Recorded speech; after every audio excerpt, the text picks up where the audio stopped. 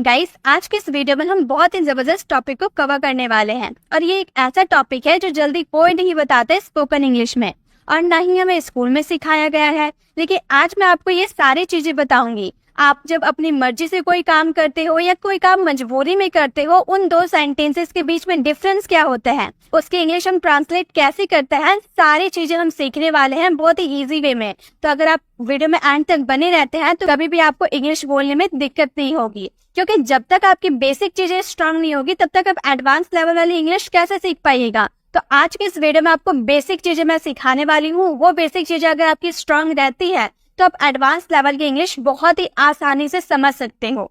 तो चलिए वीडियो को स्टार्ट करते हैं। सबसे पहले यहाँ पे मैं कुछ सेंटेंसेस लेकर आई हूँ। अगर आप ये सेंटेंसेस को ट्रांसलेट कर लेते हैं तो आप बहुत ही अच्छी इंग्लिश जानते हैं, आपकी बेसिक चीजें बहुत ही स्ट्रांग है। जैसे कि देखिए, सेंटेंसेस में डिफरेंस क्या है वो हम जानते हैं। आपका पहला सेंटेंस दिया गया है मुझे जाना है, और सेकंड यहाँ पर है मुझे जाना पड़ता है। ये दो सेंटेंसेस में जाने का काम हो रहा है, लेकिन दोनों सेंटेंस अलग है। यहाँ पे हम बोल रहे मुझे जाना है और यहाँ हम बोल रहे मुझे जाना पड़ता है। यहाँ पे हम अपनी इच्छा को बता रहे हैं और यहाँ पे हम अपनी मजबूरी, अपनी कंपल्सन को बता रहे हैं। आप मजबूरी बता रहे हो कि मुझे जाना पड़ता है, मुझे खाना पड़ता है, मुझे पढ़ना पड़ता है, मुझे स्कूल जाना पड़ता है।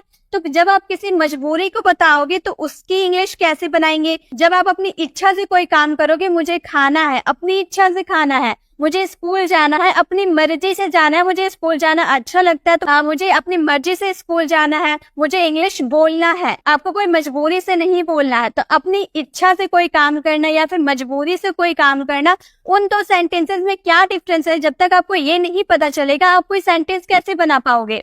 तो चलिए पहले हम इन सेंटेंसेस को फ्रेम करने से पहले हम कॉन्सेप्ट को समझते हैं कि कॉन्सेप्ट आखिर है क्या, इसमें कैसे हेल्पिंग वर्ब का यूज किया जाता है, कैसे डिफरेंस पता चलता है। पहले हम वो सीख लेते हैं, देन हम इन सेंटेंसेस को ट्रांसलेट करेंगे। तो हमारा पहला जो हम समझेंगे वो है am to, is to, are to. ये हमारा प्रेजेंट के लिए यूज होगा जब आप हिंदी वाले सेंटेंस में करना है। मुझे स्कूल जाना है, मुझे ये काम करना है, मुझे इंग्लिश बोलना है, मुझे उसके घर जाना है, मुझे उससे बात करना है, मुझे उससे मिलना है। ऐसे वाले सेंटेंस जब कोई काम अपनी इच्छा से करते हो, आप कोई काम अपनी इच्छा से करते हो तो उसमें आपको एम टू, इज टू या आर टू का यूज करना। अब किसके साथ क्या यूज होगा वो भी मैं आपको बता देती हूँ। आई के साथ आपको एम टू का यूज करना है। आई के साथ हमेशा एम का यूज होता है और एम के साथ टू का यूज करेंगे। आपका थर्ड पर्सन सिंगुलर जैसे कि ही हो गया, सी हो गया, इट हो गया, या फिर किसी वन पर्सन का नाम, राम, रिया, टीना, गीता, मिता, जो भी हो गया, उन सबके साथ आपको क्या यूज करना है, इज टू का यूज करना है। देन अगर अदर आपके जो सब्जेक्ट बच जाते हैं, वी, यू, दे, इन सब या फिर दो पर्सन का नाम हो, सबके साथ आपको क्या यूज करना है, आर का यूज करना है, आर टू। तो याद रखिएगा, आपको जब भी सब्जेक्ट में आई हो उसके साथ एम टू का यूज कीजिएगा। जब आपका सब्जेक्ट ही, सी, इट या फिर किसी एक पर्सन का नाम हो तो उसमें इज टू का यूज कीजिएगा। जब भी आपका सब्जेक्ट वी, यू, दे या फिर टू या थ्री पर्सन का नाम हो तो उसमें आर टू का यूज करना है। ठीक है, तो ये आपको समझ में आ गया किसके साथ क्या यूज करना है। अब हम सेंटेंसेस को देखेंगे। तो हमारे सेंटेंस में मुझे इंग्लिश सीखना है, तो अपनी इच्छा से आप इंग्लिश सीखते हो ना, कि मैं आपको जबरदस्ती बोलेगा क्या कि जाओ तुम इंग्लिश सीखो, नहीं, आप अपनी मर्जी से इंग्लिश सीखना चाहते हो। आपको इंग्लिश बोलना अच्छा लगता है तो आप इंग्लिश सीखना है, आपको इंग्लिश सीखना है। तो इसमें हम क्या यूज करेंगे, मुझे के लिए क्या होता है। मुझे के लिए सबसे पहले आपको सब्जेक्ट पहचानना होगा, सब्जेक्ट के अकॉर्डिंग आप हेल्पिंग वर्ब का यूज कर पाइएगा। तो वो सारी बेसिक चीजें आपको ध्यान में रखना होगा। तो मुझे के लिए हम क्या यूज करेंगे, आई का यूज करेंगे। आई के साथ क्या यूज करना है, एम टू का यूज करना है, तो एम टू का यूज करेंगे। I am to. सीखने की इंग्लिश क्या होती है, हमेशा इसमें वर्ब का फर्स्ट फॉर्म का आपको यूज करना है। ठीक है, वर्ब का फर्स्ट फॉर्म का यूज करेंगे। सीखने की इंग्लिश होती है learn. I am to learn. क्या सीखनी है भाई, इंग्लिश सीखनी है, इंग्लिश बोलना मुझे अच्छा लगता है, मुझे इंग्लिश सीखना है। I am to learn English. इसी तरह से मुझे चिड़ियाघर जाना है, मतलब मैं गई नहीं हूँ कभी चिड़ियाघर, मुझे चिड़ियाघर जाना है, अपनी इच्छा है, मतलब घूमने का बहुत मन कर रहा है। तो आप अपनी इच्छा से चिड़ियाघर जाओगे, कि कोई जबरदस्ती आपको ठेलेगा कि जाओ चिड़ियाघर जाओ, आपकी मर्जी नहीं रहेगी तो आप नहीं जाइएगा। तो आपकी मर्जी है, आपकी इच्छा है चिड़ियाघर जाना, चिड़ियाघर घूमना, तो आप अपनी इच्छा बता रहे हो कि मुझे चिड़ियाघर जाना है।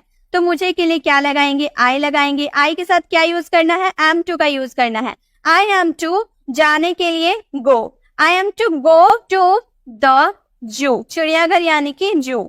I am to go to the zoo, I am to go to the zoo, मुझे चिड़ियाघर जाना है, अपनी मर्जी से जाना है।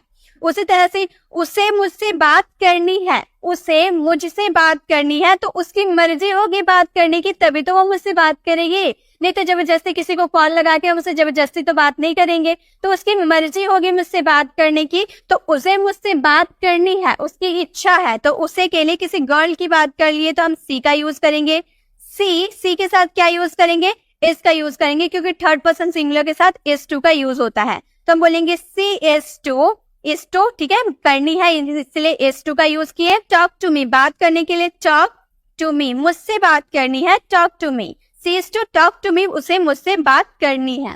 उसी तरह से मुझे कार चलाना है, तो मुझे कार चलाना पसंद है। गाइस यहाँ पे दो सेंटेंस है, मुझे कार चलाना है एक हमारा पहला सेंटेंस है, दूसरा मैं कार चलाना चाहता हूँ। दोनों सेंटेंसेस में आप इच्छा बता रहे हो, दोनों सेंटेंस आपका इच्छा शो कर रहा है कि मुझे कार चलाना इसमें मेरी मर्जी है, और यहाँ पे मैं कार चलाना चाहता हूँ इसमें भी मेरी मर्जी है। लेकिन दोनों सेंटेंसेस अलग तरीके से फ्रेम किए जाते हैं। तो यहाँ पे जब भी आप किसी चीज की चाहने की बात करेंगे तो वहां पे आपको want to का यूज करना है, ठीक है।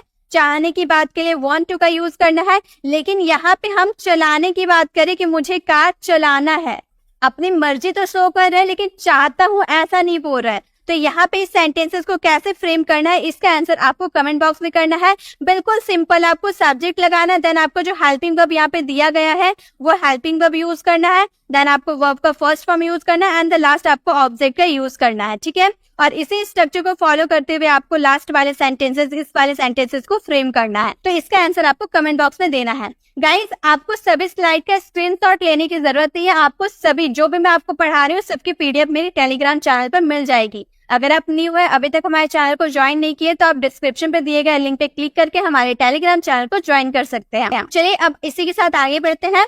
नेक्स्ट है हमारा was to, were to, करना था। जब आपको पास्ट में कोई काम अपनी इच्छा से करना था, जब कोई काम अपनी इच्छा से करना था, उसमें हम was to या फिर were to का यूज करेंगे। अब बात क्या आती है, was to और were to का यूज कहाँ होगा? जब आपका सब्जेक्ट ही, सी, इट या फिर किसी एक पर्सन का नाम हो, या फिर अब अगर आपका सब्जेक्ट आई हो, सबके साथ क्या लगेगा?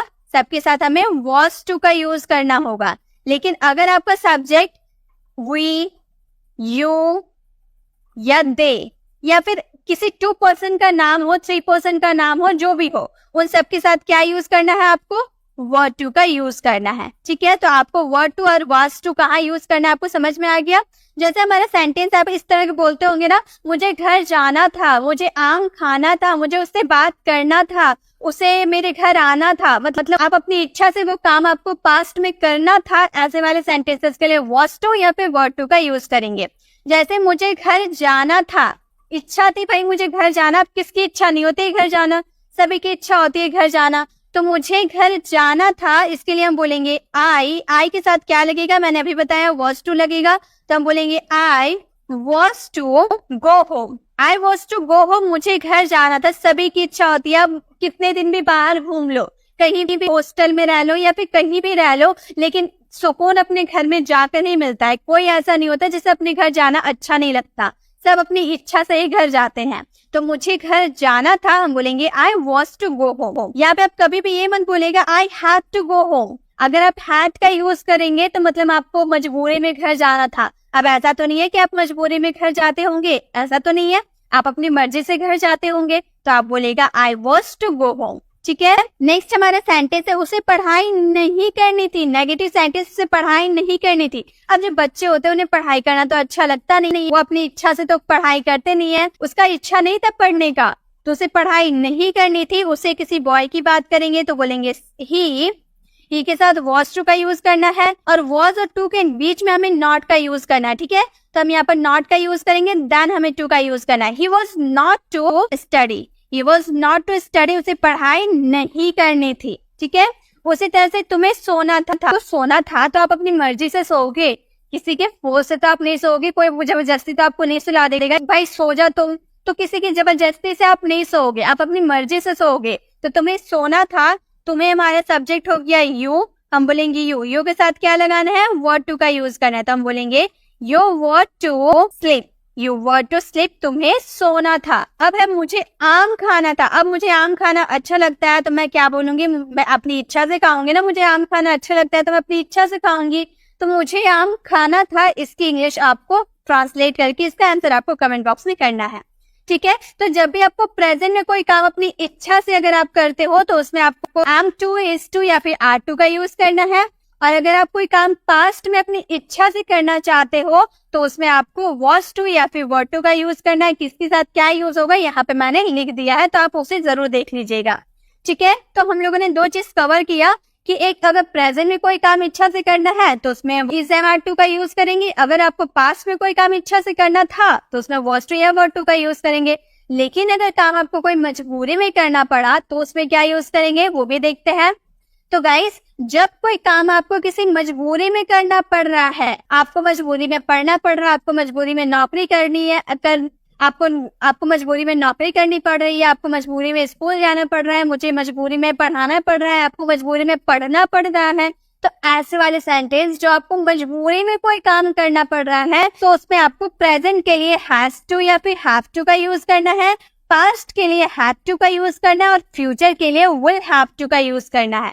मतलब जब आप प्रेजेंट की बात करोगे कि मुझे वो काम करना पड़ता है, मुझे स्कूल जाना पड़ता है, मुझे उससे बात करनी पड़ती है, मुझे पढ़ना पड़ता है, तो ऐसे वाले काम जो आपको मजबूरी में करना पड़ता है तो उसमें आपको हैज टू या फिर हैव टू का यूज करना है. अगर आपका सब्जेक्ट थर्ड पर्सन सिंगुलर हो तो उसमें आपको हैज टू का यूज करना है, बाकी सब्जेक्ट के साथ हैव टू का यूज करना है. ठीक है. और जब आपको काम पास्ट में मजबूरी में करना था, जैसे मुझे जल्दी उठना पड़ता था, मुझे उससे अंग्रेजी बुलवाना पड़ता था, मुझे नौकरी करना पड़ता था, ऐसे वाले सेंटेंस जो आपको मजबूरी में कोई काम करना पड़ता था. ठीक है. तो उसमें आपको हैड टू का यूज करना है. अगर आपको मजबूरी में फ्यूचर में काम करना पड़ेगा, आपको नौकरी छोड़नी पड़ेगी, आपको मेरे घर आना पड़ेगा, आपको बाजार जाना पड़ेगा, आपको उससे बात करना पड़ेगा, तो मतलब मजबूरी में आपको वो काम करना पड़ेगा तो उसमें आपको विल हैव टू का यूज करना है. ठीक है. चलिए सेंटेंसेस को फ्रेम करके देखते हैं. जैसे मुझे इंग्लिश बोलनी पड़ती है, आप बोलना नहीं चाहते हो, यहाँ पे आप कंपल्सन शो कर रहे हो कि अपनी कंपल्सन को आप शो कर रहे हो कि आपको वो काम करना पड़ता था. आप अगर अपने सेंटेंस में कंपल्सन यानी कि मजबूरी, कंपल्सन यानी कि मजबूरी अगर आप अपने सेंटेंस पे आप शो करते हो यानी कि उसमें हैव टू या हैज टू का यूज करना प्रेजेंट के लिए. तो मुझे इंग्लिश बोलनी पड़ती थी, यहाँ पर कंपल्सन शो करो, मजबूरी है. मैं इंग्लिश क्यों बोलती हूँ? क्योंकि मैं टीचर हूँ. Definitely you will have to talk in English. If I do not speak to in English, how will you realize that I am an English teacher. So sometimes to make you understand better way, I need to speak in English. So यहाँ पे हम बोल रहे हैं मुझे English बोलनी पड़ती है, आपकी कोई कंपल्सन शो कर रहा है तो हम क्या बोलेंगे? मुझे के लिए हम आई का यूज करेंगे. आई प्रेजेंट के लिए आपको आई के साथ हैव टू का यूज करना होता है.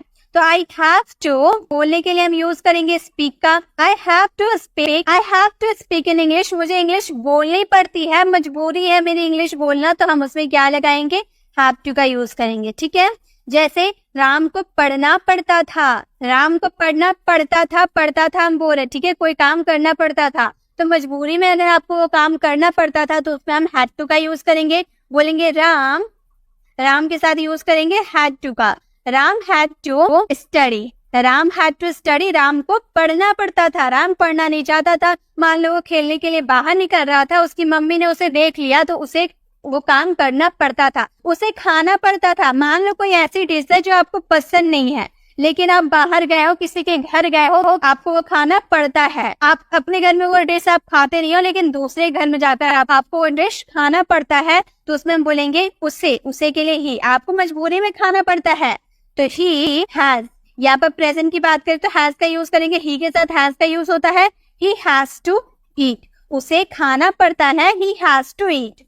उसी तरह से आपको पढ़ाई करनी पड़ेगी. आप पढ़ाई करना नहीं चाहते, आपको पढ़ाई करनी पड़ेगी. फ्यूचर की बात करें, फ्यूचर में आपको कोई काम मजबूरी में करनी पड़ेगी, तो करना पड़ेगा के लिए विल हैव टू का यूज करेंगे. आपको के लिए हम क्या यूज करेंगे? यू के साथ हमें क्या यूज करना है?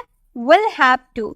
You will have to study. You will have to study. आपको पढ़ाई करनी पड़ेगी तो हम बोलेंगे you will have to study. तो कोई काम आपको मजबूरी में करना पड़ेगा, उसके लिए आपको विल हैव टू का यूज करना होगा. नेक्स्ट, मुझे शादी में जाना पड़ा. या फिर मुझे शादी में जाना पड़ता था, ऐसे वाले सेंटेंसेस, ठीक है, उसमें हैड टू का यूज करेंगे और इसका आंसर आपको करना है कमेंट बॉक्स में। तो गाइस इसमें हम लोगों ने क्या देखा, अगर आपको प्रेजेंट में अपनी इच्छा से कोई काम करते हो तो उसमें इज एम आर टू के साथ यूज करना है, वो आपका फर्स्ट फॉर्म के साथ। अगर आपको पास्ट में कोई काम इच्छा से करना था तो उसमें आपको वाज टू या फिर वर टू का यूज करना है। और अगर आपको मजबूरी में कोई काम प्रेजेंट में करना पड़ता है तो उसमें हैज टू या हैव टू। पास्ट में अगर काम कोई मजबूरी में करना था तो उसमें हैड टू, और फ्यूचर में कोई काम मजबूरी में करना पड़ेगा तो उसमें विल हैव टू का यूज करना है, ठीक है। तो ये 3 कॉन्सेप्ट बहुत ही इजी थे और मैंने बहुत ही इजी वे में आपको समझाई हूँ। आई होप आपको अच्छे से समझ में भी आए होंगे। ये जो है ना बहुत ही बेसिक है, लेकिन इंग्लिश ग्रामर का मेन टॉपिक है। जब तक आपको ये नहीं पता चलेगा कि किसी की मर्जी हो तो कैसे इंग्लिश बोलनी है, किसी की मजबूरी हो तो कैसे इंग्लिश बोलनी है, तब तक आप इंग्लिश कैसे बोल पाइएगा। तो चलिए अब जो सेंटेंसेस हम लोगों ने देखा था उसे हम ट्रांसलेट करते हैं ताकि हमें ये पता चल पाए कि हमने जो सीखा वो सही सीखा या नहीं। तो चलिए अब सेंटेंसेस को हम फ्रेम करते हैं। जैसे मुझे जाना है, आप बोले मुझे जाना है, आप अपनी मर्जी से जाना चाहते हो, अपनी इच्छा बता रहे हो, मुझे जाना है, तो हम बोलेंगे आई के साथ क्या यूज करेंगे, am, I am to go. अगर मान लो इसकी जगह आप बोल दिए I have to go, I have to go, तो आगे वालों को ऐसा लगेगा ना आपको मजबूरी में वहां जाना पड़ता है। आगे वालों को ऐसा, आप अपनी इच्छा बताओगे कि मुझे जाना है, आप अपनी इच्छा बता रहे हो, आपको लग रहा है कि आप अपनी इच्छा बता रहे हो कि आई हैव टू गो, लेकिन आगे वाला अगर सही इंग्लिश जानता है तो वो तो सोचेगा आप अपनी मजबूरी से जा रहे हो। तो गलत इंग्लिश नहीं बोलनी है, सही इंग्लिश बोलनी है। तो जब भी आपको बोलना हो मुझे जाना है और आप अपनी इच्छा से जाओगे तो वहां पे आप बोलोगे आई एम टू गो, ठीक है। हमको पढ़ना है, आप अपनी इच्छा से पढ़ना चाहते हो, हमको पढ़ना है, तो हम हमको के लिए वी यूज करेंगे, we are to study, we are to study, हमको पढ़ना है, हम अपनी मर्जी से पढ़ते हैं, हमको पढ़ना है। नेक्स्ट, उसे खाना है, वो अपनी मर्जी से खाना चाहता है। अब कोई खाना नहीं चाहेगा तो उसके जबरदस्ती तो उसके मुंह में ठोस नहीं सकते, उसको खिला नहीं सकते, तो कोई अपनी इच्छा से तो खाएगा। तो उसे खाना था, हम बोलेंगे ही, और खाना था was का यूज करेंगे ना पास्ट के लिए, तो he was to eat, he was to eat, उसे खाना, he was to eat, उसे खाना था। नेक्स्ट सेंटेंस, राम को सवाल पूछना था। अब टीचर राम को पढ़ा रहे तो राम के माइंड में बहुत सारे सवाल आ रहे हैं, तो राम को सवाल पूछना था। अब उसे समझ नहीं आएगा कुछ तो वो तो टीचर से पूछेगा, अपनी इच्छा से पूछेगा। अगर उसे बहुत सारी इन्फॉर्मेशन चाहिए तो अपनी टीचर से तो उसे पूछना पड़ेगा, तो अपनी इच्छा से पूछेगा।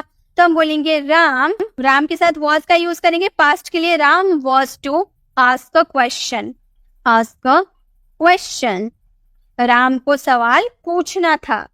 अब मजबूरी वाले सेंटेंसेस को बनाते हैं। जैसे मुझे जाना पड़ता है, मजबूरी में कहीं जाना है, तो मैं अगर उस समय बोलूंगी आई एम टू गो, तो आगे वाला को समझ में आएगा ना कि मैं अपनी मर्जी से जा रही हूँ, क्योंकि मैंने एम का यूज कर दिया, और एम का यूज इच्छा के लिए किया जाता है। जब हम अपनी इच्छा बताएंगे कि मुझे जाना है तब हम आई एम टू गो बोलेंगे, लेकिन मैं अपनी मजबूरी बता रही हूँ, अपनी कंपल्सन को बता रही हूँ कि मुझे जाना पड़ता है, तो मैं क्या बोलूंगी, I have to go, I have to go, मुझे जाना पड़ता है, मजबूरी है मेरा जाना। नेक्स्ट सेंटेंस, हमको पढ़ना पड़ता है। अब बच्चे जो है वो पढ़ना नहीं चाहते, लेकिन पेरेंट्स के फोर्स के कारण उन्हें मजबूरी में पढ़ना पड़ता है, तो हमें पढ़ना पड़ता है, बोलेंगे वी के साथ हम लगाएंगे have, we have to study, we have to study, हमको पढ़ना पड़ता है। नेक्स्ट सेंटेंस, उसे खाना पड़ता था, हम बोलेंगे ही, और यहाँ पर पढ़ता था की बात करें यानी कि हैड का यूज करेंगे, ही हैड टू ईट, उसे खाना पड़ता था, he had to eat. Next sentence है, राम को सवाल पूछना पड़ता था, मतलब राम सवाल पूछना नहीं चाहता था, लेकिन क्लास के सारे बच्चे रोज सवाल पूछते थे, तो उसे भी सवाल पूछना पड़ता था, कहीं टीचर को ये ना लगे कि ये पढ़ाई में ध्यान नहीं देता है, इसलिए उसे मजबूरी में सवाल पूछना पड़ता था। तो हम बोलेंगे Ram had to ask a question, Ram had to ask a question, Ram को मजबूरी में सवाल पूछना पड़ता था। तो आपको यहाँ पर क्या समझ में आया कि जब भी आपको मजबूरी में कोई सेंटेंसेस को फ्रेम करना हो तो वहां पे आपको have to, has to, had to या फिर विल हैव टू का यूज करेंगे, प्रेजेंट, पास्ट और फ्यूचर को देखकर अगर आप कोई काम अपनी इच्छा से करते हो तो उसमें आपको is to, am to, are to, was to या वर्ड टू का यूज करना है अपने सेंटेंसेस को अपने सब्जेक्ट के अकॉर्डिंग सेंटेंसेस को पहचान कर।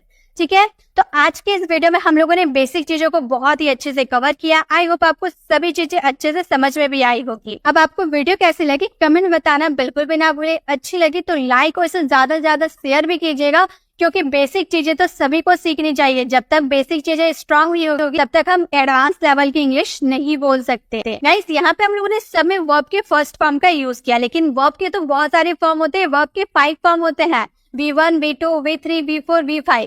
अगर आप नहीं जानते हैं वर्ब के फॉर्म को याद करने की ट्रिक, आप लेफ्ट साइड क्लिक करके हमारे वर्ब वाली वीडियो में जा सकते हैं। वहां पे वर्ब्स की फॉर्म को कैसे याद करना है सभी की बहुत ही इजी ट्रिक में मैं आपको बताई हूँ, तो आप उसे जरूर विजिट कीजिएगा। उससे आपके वर्ब के फॉर्म को याद करने में बहुत ही हेल्प मिलेगी। और राइट साइड क्लिक करके आप हमारी प्लेलिस्ट में जाकर कोई भी वीडियोस को विजिट कर सकते हैं जिस वीडियोस में आपको दिक्कत है। अगर आप हमारे चैनल पर नए हैं, अभी तक हमारे चैनल को सब्सक्राइब नहीं किए, तो सब्सक्राइब का बेल आइकन जरूर क्लिक कीजिएगा ताकि आप हमारे कोई भी वीडियोस को मिस ना करें। मिलते हैं नेक्स्ट वीडियो में, तब तक के लिए कीप लर्निंग।